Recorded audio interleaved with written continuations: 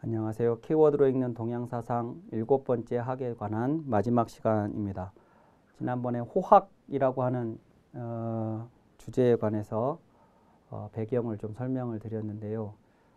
제자들 중에 누가 배움을 좋아하냐고 묻는 임금 애공에게 공자는 이렇게 답을 합니다. 안회라는 아이가 배움을 좋아하여 노여움을 옮기지 않고 같은 잘못을 되풀이하지 않았습니다. 불행히도 단명하여 죽고 지금은 없으니 배움을 좋아하는 사람이 있다는 말을 듣지 못했습니다. 이런 말을 이제 합니다. 그러니까 이제 사마천 사기에는 공자 제자가 3,000명이었다고 이제 기록을 하는데 뭐 정확하게 3,000명은 아니었을 수 있지만 대단히 많은 제자들이 있었다는 것은 우리가 짐작할 수 있습니다. 그 많은 제자들 중에 유일하게 안회라는 제자가 호학 배움을 좋아했다고 공자가 증언하고 있고 그 제자는 지금 죽고 없고 그 이외의 다른 제자들이 배움을 좋아한다는 말은 못 들어봤다 이렇게 이야기를 했습니다. 우선 이 안회라는 제자는 예전에 극기복례 말씀을 드릴 때도 이제 언급을 했었던 제자인데 이 안회를 유일하게 공자가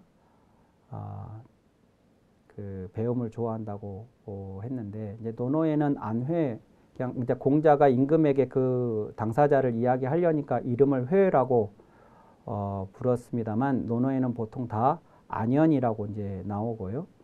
그리고 이제 안연은 공자의 사상을 잘 계승한 제자로서 이제 그 후에 성인으로 이제 유학에서는 받들어졌기 때문에 저 이름 회자도 돌아올 회자도 예전에는 이제 공부를 할 때 회 이렇게 읽지를 못하고 휘라고 이제 그것을 피해서 그 음을 피해서 모라고 읽었었습니다. 그러니까 이제 공자나 안자나 증자나 맹자나 자사나 뭐 이런 분들의 그 이름은 다 모 이렇게 이제 읽죠. 근데 이 안회라는 제자가 안연이라는 제자가 배움을 좋아했다고 그 이제 인물을 이제 우선 얘기를 했고 그 다음에 이제 주목되는 것은 뭐냐면 배움을 좋아해서 이 제자가 어땠는지를 설명하는 게 이제 사실은 중요한데요. 첫 번째 노여움을 옮기지 않았다고 얘기를 했습니다. 두 번째 같은 잘못을 되풀이하지 않았습니다라고 얘기했습니다. 그러니까 누가 배움을 좋아합니까? 이렇게 물었는데 그러면 아무개 제자가 배움을 좋아했습니다. 그러면서 그 배움을 좋아한 이제 증거를 제시를 할 때 얘는 학당에 아무도 나오지 않을 때 나와가지고 불 켜고 공부하고 있었고 밤 늦도록 뭐 그 하인들이 좀 제발 집으로 가라고 할 때까지 공부를 했었습니다. 이런 얘기가 아니라는 거예요. 배움을 좋아한 그 증거, 안연의 모습이 공자가 말하는. 그러니까 이 배움을 좋아한다는 게 우리가 그냥 상상하는 그런 배움을 좋아한다와는 좀 결이 다른 얘기를 지금 공자가 하는 거예요.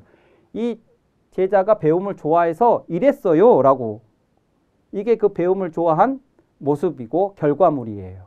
첫 번째가 노여움으로 옮기지 않는다 그랬습니다. 이건 뭐냐면 이 노여움이라는 건 한자로 성낼 노자인데 희로애락 가운데 하나죠. 희노애락 가운데 하나인데 이 노가 성질이 뭐냐면 불이에요. 불. 성질이 불같이 성질을 냈다면 이제 우리가 그렇게 말하기도 하는데 성질이 불과 같습니다.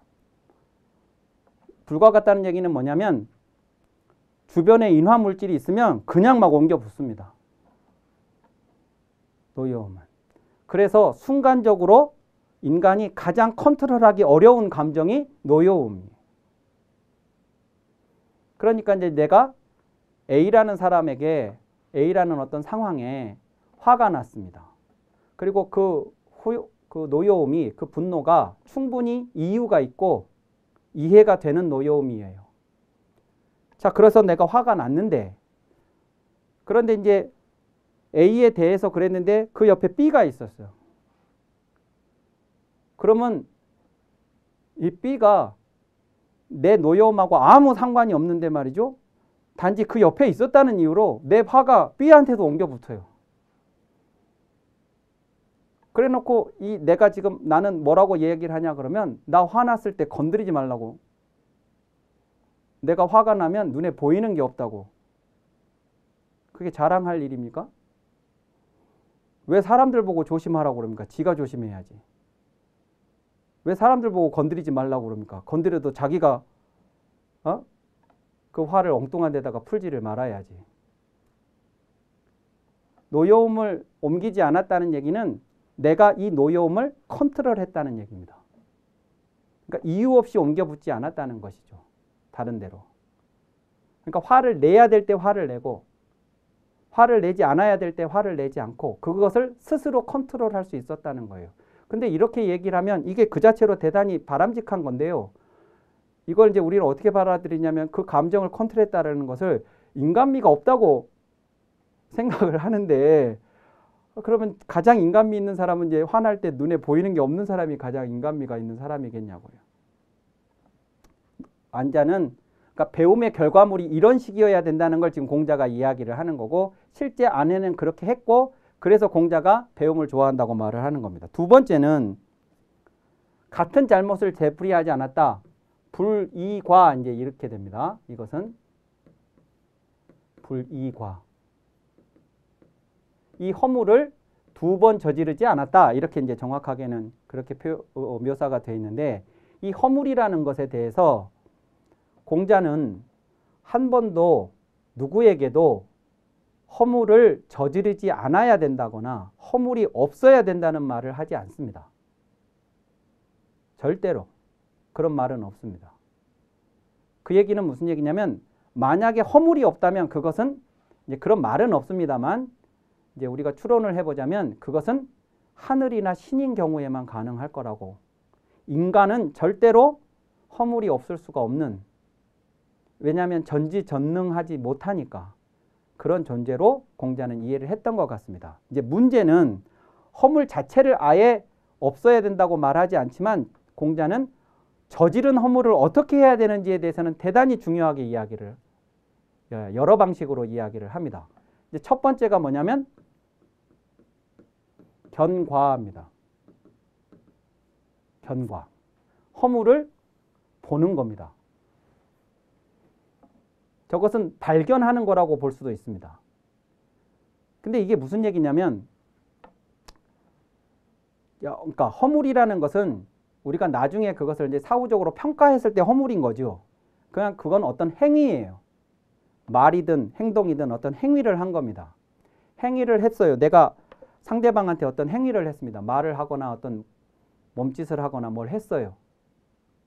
했는데 나는 그게 아무 문제가 없을 거라고 생각을 했거나 혹은 생각 없이 그냥 뭔가를 했습니다. 그런데 그 행위에 대해서 나는 아무 문제가 없다고 그 문제를 인지하지 못했는데 상대방은 대단히 불쾌했을 수도 있지요. 그런데 나는 그렇게 하고 지나쳐 버렸습니다. 그리고 지금도 그 행위에 대해서 아무런 다른 생각을 해보지를 않고 있습니다. 그러면 그건 지나가는 겁니다. 그러니까 다른 사람에게 무례한 짓이어서 그가 불쾌감을 느꼈다고 하면 그건 다시 당연히 허물이라는 걸로 내게 인지가 됐어야 되는 건데 나는 그게 허물이라고 그 순간에 그 행위를 허물이라고 내가 보지를 못하고 지나쳐 버리는 거예요. 그러니까 허물은 어디에 존재하는 게 아니고 발견하는 거라고요. 내가.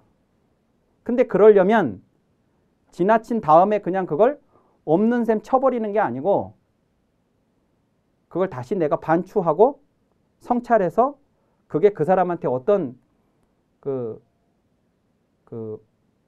감정을 건드렸을까? 내가 그러면 그때 그렇게 하지 말고 어떻게 했어야 되는 건가? 하는 것들을 가지고 그 행위를 내가 다시 성찰을 해봐야 발견할 수 있는 것이죠. 그래서 그것이 허물임을 발견하는 것이 견과입니다. 견과를 했으면 이제 그러면 어떻게 되냐? 그 행위가 그냥 괜찮은 것이 아니고 허물이었구나라고 하면 그 다음에는 어떻게 해야 되냐면 이 잘못에 대해서 판결을 해야죠. 이게 송사할 송자인데 이게 판결이에요. 판결인데 이 판결은 두 가지가 있을 수 있어요. 외부에서 나에게 너 그러면 되냐고 이 잘못에 대해서 막 비난을 하고 막 하는 그런 판결에 그런 성격의 판결이 있을 수 있죠.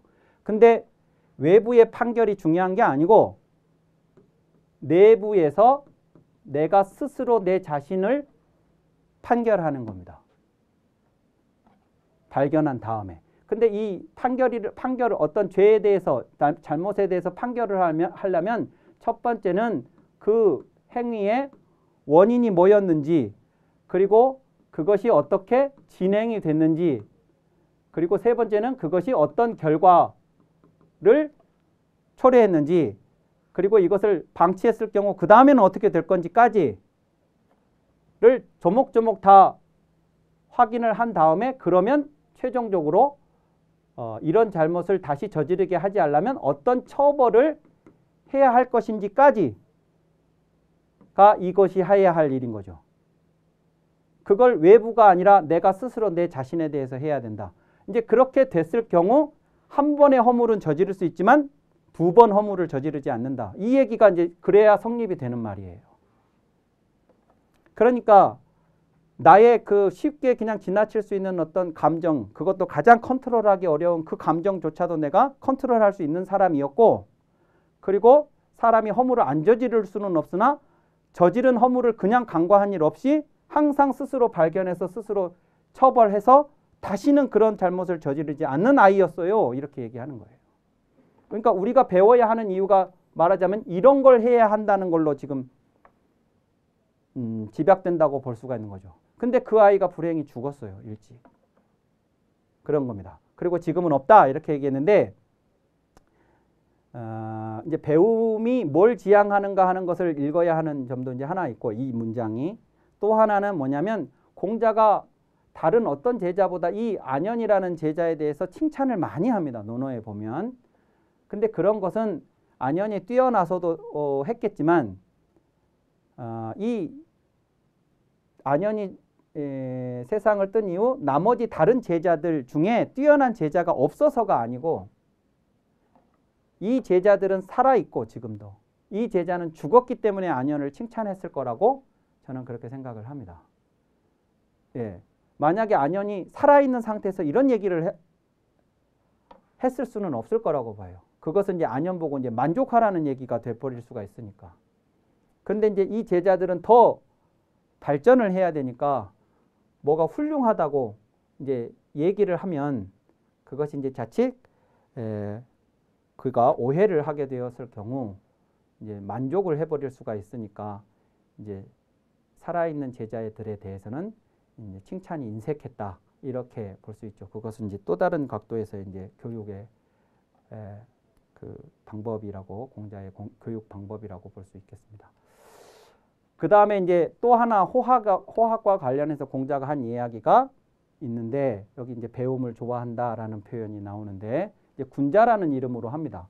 군자는 먹는데 배부름을 구함이 없고 거처하는데 편안함을 구함이 없으며 일을 하는데 민첩하고 말을 하는데 신중하며 도가 있는데 나아가 자신을 바로잡나니 가히 배움을 좋아한다고 할 만하다. 이런 말을 했습니다. 군자는 배움을 좋아한다고 말할 만하다. 그러면 이제 요 안에 있는 내용이 이제 이 군자를 배움을 좋아한다고 말한 이제 이유가 되어야 하는 거죠. 그러면 역시도 아까 앞에서 말씀드렸듯이 군자는 배움을 좋아한다고 하려면 이제 막 도서관 불 켜기 전부터 나가서 공부하고 막 손에서 책을 놓지를 않고 막 이런 류의 이야기가 아니라는 거예요. 이 이야기가 뭐냐면 먹는데 배부름을 구함이 없고 거처하는데 편안함을 구함이 없다. 이게 이제 처음 나오는 이야기예요. 이게 도대체 배움을 좋아하는 거고 무슨 상관이 있겠냐 하는 거예요. 그래서 이제 혹자들은 이 문장을 요거 따로 요 배움을 좋아하는 건 요 마지막 문장에 해당하는 걸로만 해석하는 경우들이 있는데요. 저는 그게 아니라고 봅니다. 그게 아니고 이것이 이제 전부 통으로 여기서부터 여기까지가 군자를 배움을 좋아한다고 말하는 이제 이유라고 보는 건데 왜 이 이야기를 하느냐 그러면 먹는데 배부름을 구함이 없다. 라는 말은 저거에 무슨 우리가 점심 한 끼를 먹는데 그때 배부르게 먹지 않는다 그 얘기가 아닙니다. 이 먹는다가 한 끼 밥 먹는 걸 말하는 게 아니에요. 요 거처하다가 지금 이 순간 내가 거처하는 그걸 말하는 게 아니고 요게 먹고 사는 문제라고요. 먹고 사는 문제인데 배부르게 먹고 편안하게 사는 걸 구하지 않는다 그런 뜻입니다. 그 얘기는 예컨대 어떤 사람이 가지고 있는 재산이 자기는 물론이고 자기 자식과 자기 손자들까지도 배불리 먹을 수 있을 만큼의 재산을 가지고 있어요. 그냥 날마다 잘 먹어도 그걸 다 못 쓸 만큼의 돈을 가지고 있어요. 그러면 그 사람이 이제 만족을 할 수도 있는데 그 사람이 이렇게 말할 수도 있거든요. 나는 여전히 배고프다. 그러니까 우리가 생각할 수 없을 정도의 그런 어마어마한 재산을 가진 사람들도 여전히 배고프다고 해요. 도대체 배부름을 구해서 어디까지 먹을 수 있을 만큼 이제 그걸 축적해 놔야 너는 배부르겠니? 그랬을 때 요 배부름을 구하는 이 욕망은 절대로 충족되지 않는 욕망입니다. 편안함을 구하는 것도 마찬가지예요. 몇 평짜리에 살면 편안하겠습니까? 저는 40평짜리 집만 가봐도 그냥 운동장 같더라고요. 100평 집은 어떻게 사는 건지 모르겠어요. 그런데도 부족하다고, 불편하다고. 그러니까 이 편안함을 구하는 욕망도 절대로, 그러니까 이제 구함이 없다는 건 뭐냐면 내가 그렇게 살게 되면 그렇게 살겠지만 내가 일부러 그렇게 살려고 구하지 않는다는 뜻입니다. 그러니까 이것은 이제 그 자체로도 그런 뜻이지만 뭘 겨냥한 말이냐면 우리가 예컨대 한 1000년을 산다 그러면 한 500년 동안은 이런 거 구해보고 그래서 실컷 한번 배부르게 편안하게 한번 살아보고 나머지 500년 시간은 또 내가 또 다른 거 하면서 살아보고 이래도 될지 모르겠는데 우리 인간은 유한한 존재라서 기껏해야 몇십 년이에요. 기껏해야 몇십 년 사는데 요거 쫓아서 살다가는 그거 쫓다가 그냥 다 충족 못 시키고 그냥 그렇게 내 생이 끝나요. 절대로 충족되지 않을 욕망만 쫓다가 내 생이 끝난다. 그러면 다른 거에 관심을 둘 수가 없다. 근데 군자는 그 시간을 여기다가 쓰지 않는다. 그런 얘기입니다. 다른 사람들이 이런 거 쓸 때 군자는 여기다가 이걸 구하느라고 시간 쓰지 않고 이 사람은 이제 어디에 신경을 쓰냐면 요런 데 신경 쓰는 사람이에요. 일을 하는데 민첩하고 말을 하는데 신중하다. 지난번에 경 얘기를 할 때 제가 일을 공경한다는 말씀을 드렸었는데 일이라는 건 나 밥 먹자고 만들어진 것이 아닙니다. 나 월급 주자고 있는 것이 아니에요. 그것은 반드시 공공성을 띠고 있는 것입니다. 그래서 그 공공성을 띠는 그 누군가가 해야 할 사회적으로 누군가가 해야 할 그 일을 내가 했기 때문에 내가 그것을 잘했다는 전제로 나에게 이제 보상을 해주는 것이 월급인 거지 나 월급 주려고 그 일이 만들어지는 일은 이 세상에는 없다는 겁니다. 그러니까 이 일은 반드시 불특정 다수에게 필요해서 만들어진 거고 그 일을 수행한 사람이 그 일을 잘 수행했을 경우 그 불특정 다수가 그 혜택을 입는 겁니다. 그런데 내가 그 일을 잘할 자신이 없으면 그러니까 안 해야 돼요. 그 불특정 다수가 해를 입을 수가 있으니까. 그런데 내가 안 할 수 있으면 안 해야 되는데 내가 만약에 하게 됐다 그러면 나는 그 일이 어떤 일이느냐 상관없이 민첩해야 된다. 민첩이라는 건 남들 한 걸음 갈 때 난 두 걸음 가는 겁니다. 민첩이 결국 근면이에요. 요런 근면 이런 것들을 지난번에 경이라고 설명을 드린 거예요. 내가 하는 모든 일을 공경하고 근면하고 민첩해야 된다. 그리고 내가 하는 말 한마디 한마디를 신중하게 해야 된다. 말은 솜털 하나 들어있지 않은데 세상에서 가장 상대방을 따뜻하게 해주는 것입니다. 또 말에는 가시 하나 박혀있지 않지만 세상에서 상대방을 가장 아프게 할 수도 있습니다. 흥룡추로라는 말이 있습니다. 전쟁을 일으키기도 하고 우호를 만들어내기도 한다. 말이, 입이. 이제 그런 말들이 있는데 이 말 한마디 하는 걸 신중하게 하는 거예요. 이 일을 어떻게 하고 말 한마디를 어떻게 하느냐가 이 사람이 얼마나 일상의 삶을 성실하고 진정성 있고 최선을 다해서 살아가는지를 보여주는 거죠. 이 군자는 그렇게 산다는 거예요. 이런 데 신경 쓰고 사는 사람이라는 거. 배부른 거, 편안한 거 구하러 사는 사람이 아니고 이제 그런데 이 정도면 그래도 괜찮은데 그런데 여기에 만족하지 않고 도가 있는 데 나아가서 자신을 계속 수정한다는 겁니다. 도가 있는 데가 어디냐? 도가 있는 데가. 그러면 첫 번째는 스승이고요. 두 번째는 책이에요. 근데 이것을 아우르는 말이 배움이죠. 도는 스승에게서도 전해받을 수 있는 거고 책에도 실려 있어요. 그걸 늘 가까이 하면서 나를 그 책에 비추어 스승의 말씀에 비추어 계속해서 수정해 간다는 겁니다. 그래서 이 사람을 배움을 좋아한다 라고 말할 만하다. 이거를 추구하면 이 사람 절대로 여기에 관심 두지 않아요. 이거 하러 다녀야 되니까. 그래서 호학이라는 말이 이렇게도 언급이 된다. 그래서 뭐 열심히 책만 보는 것을 호학이 아니고 결국은 이렇게 해서 나를 수정함으로써 결국 이제 요렇게 이제 내가 어떻게 살 것이냐 하는 문제, 그것이 이제 내 육신의 배부름과 편안함을 추구하는 게 아니고 근데 이제 요런 이야기를 보면 사람들이 이제 공자는 막 가난하게 살라고 불편하게 살아라고 했다 이제 이렇게 해석을 하는데 이게 그런 얘기가 아니라고요. 그래서 오해하지 말아야 됩니다. 자, 여기 이제 그림이 한 폭 있는데 산수화입니다. 산이 있고 물이 있는데 산수화가 나왔으니까 참고로 말씀을 드리면 동양의 산수화를 보실 때는 시선이 이 우측 상단에서 좌측 하단으로 이렇게 보면 안 됩니다.